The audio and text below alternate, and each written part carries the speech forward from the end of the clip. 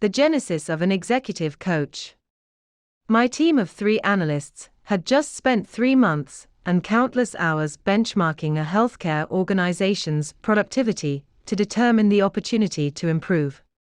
We had developed reams of PowerPoint documents with charts comparing the system to dozens of other, similar healthcare systems nationwide.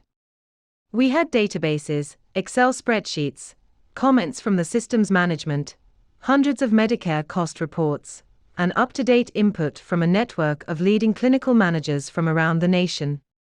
Our analysis was sound, complete, and better than any other consulting firm could have provided.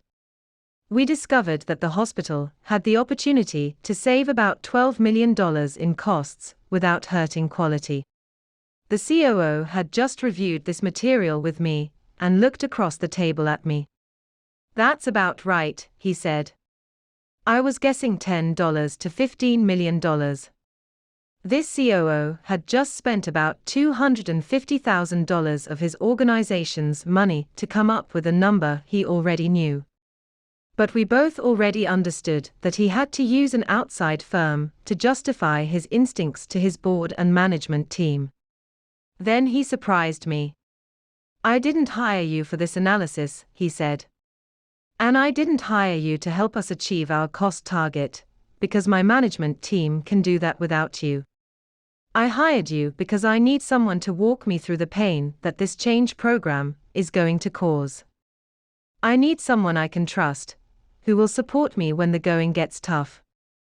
It was at that point that the power of executive coaching became clear to me. The executives I had been working with were competent and usually knew what they had to do.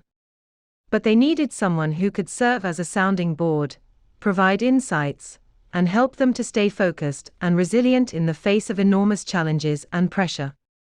Many of these executives perceived more value in a few 30-minute meetings with a trusted, supportive advisor than they did in $250,000 worth of highly educated analysts on a consulting team. They knew ahead of time what the analysts would find. What they needed was someone who could help them make tough decisions and do what it took to improve performance. So I tried an experiment. I started focusing more on executive coaching and less on analysis consulting. The results were excellent. I did less work, made more money, and had more fun, without the hassles of managing teams of consultants. My relationships with clients got stronger, and I could work with more executives than before. I worked on more interesting engagements, often by phone and without having to travel. A wide variety of executives were looking for coaching, although they didn't use the word coaching too often, and neither should you, if you happen to be an executive coach. The problems they faced involved the following issues, among others: gain more influence in their organization, launch a new initiative, get commitment and build alignment among their executive team, improve their business relationship with their boss, implement difficult changes, grow their organization, improve their leadership skills as they ventured into new, unfamiliar areas, quickly gain knowledge about new functions, example, marketing, finance, where they lacked experience, make a transition to a new role or organization, avoid burnout and balance work, family, hobbies, and health, make decisions with incomplete information, get clarity about organizational strategy and direction, make improvements in response to negative feedback from colleagues.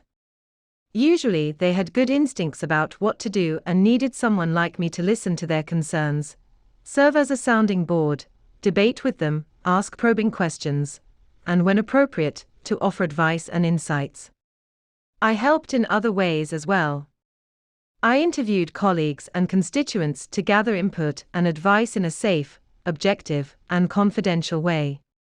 I structured and facilitated short meetings with a board of directors or management team to gather ideas and develop consensus. Sometimes I led training sessions and workshops with management and up-and-coming managers about key management topics. I would never go back to traditional consulting work. Executive coaching is far too rewarding, in terms of both value to me and value to my clients. What about you? Are you ready to jump in and start earning the income you deserve, without excessive travel, office expenses, or burdensome hours?